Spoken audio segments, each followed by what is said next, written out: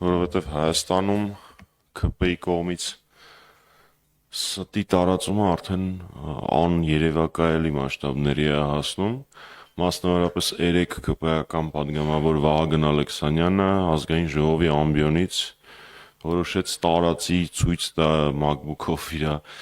չգիտեմ ինչ էր ավելի շատ ուզում անել, սուտ տարածել, թե ցույց տալ, որ MacBook ունի, չգիտեմ, բայց ամենայն դեպս այլ տրամաբանական նպատակ ես չեմ գտնում այդտեղ։ Խոսքը վերաբերվում է ցուցադրված տեսանյութին, որտեղ փորձում է ներկայացնել պատգամավորը, որ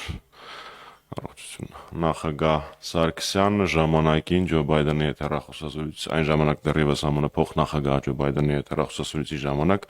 կոչ է արել Ամերիկայի Միացյալ Նահանգներին չճանաչել հայոց ցեղասպանությունը, քանի որ որոշ ՔՊ-ականներ ընթերցելու ունակության հետ խնդիրներ ունեն, ես նաև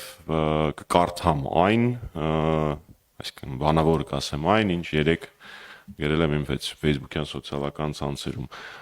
Դեռևս 2010 թվականին հրապարակված այդ տեսանյութի վերաբերյալ նախագահ Սարգսյանի մամլո խոսնակը տարածել է հերքում, որ ունի մի քանի կարևոր կետ։ Նման բան երբևէ չի եղել որևէ հեռախոսազրույցի ժամանակ։ Բ. Հայկական կողմը իր համաձայնությունն է տվել Ամերիկայի Միացյալ Նահանգներին, ամերիկյան կողմին հրապարակել, գաղտնազերծել խոսակցության սղագրությունը, ինչին ի պատասխան այն ժամանակ Ամերիկայի Միացյալ Նահանգների դեսպանատունը Երևանում հերքում է տարածել, որ երբևէ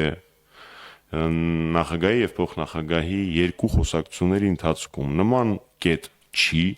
քննարկվել, նման հորդոր նախագահ Սարգսյանը երբեք չի հնչեցրել եւ բոլոր հեռախոսային խոսակցությունների ժամանակ կոչ է արել իր գործընկերներին ճանաչել ցեղասպանությունը։ Այդ բոլոր տվյալները զետեղված են իմ Facebook-յան էջում, իսկ ինչ վերաբերվում է այդ սուտը տարածողին, ես հասկանում եմ, որ իրանք ամեն ինչ անում են, որպեսզի դավաճանի եւ ուրացողի պիտակը, որը իրենց անվան հոմանիշն են դարել, փորձեն փակցնել այլոց վրա, բայց թող մեզնից վազ անցնեն, դա որևէ պարագայում չի հաջողվի։ Ես հասկանում եմ, որ Մելիք Ֆրանգյուլի շակերտների մեջ համբավը իրենց հանգիստ չի տալի, բայց դա իրենք արդեն վաստակել են, թող առանձնապես չանհանգստանան։ Իսկ ինչ վերաբերում է առհասարակ ապրիլի 24-ին ընդառաջ նման խոսակցություններին, կարծում եմ նախագահ Սարգսյանի պաշտոնավարման հետագիծը, ինչպես նաև կուսակցության գործունեությունը այդ հարցում, կուսակցական դիվանագիտության տրամաբանության մեջ, հանրապետական կուսակցության կուսակցական դիվանագիտության մեջ ակնհայտ է ու խոսում է շատ ավելի բարձր, քան իրենց ստերը։ Այն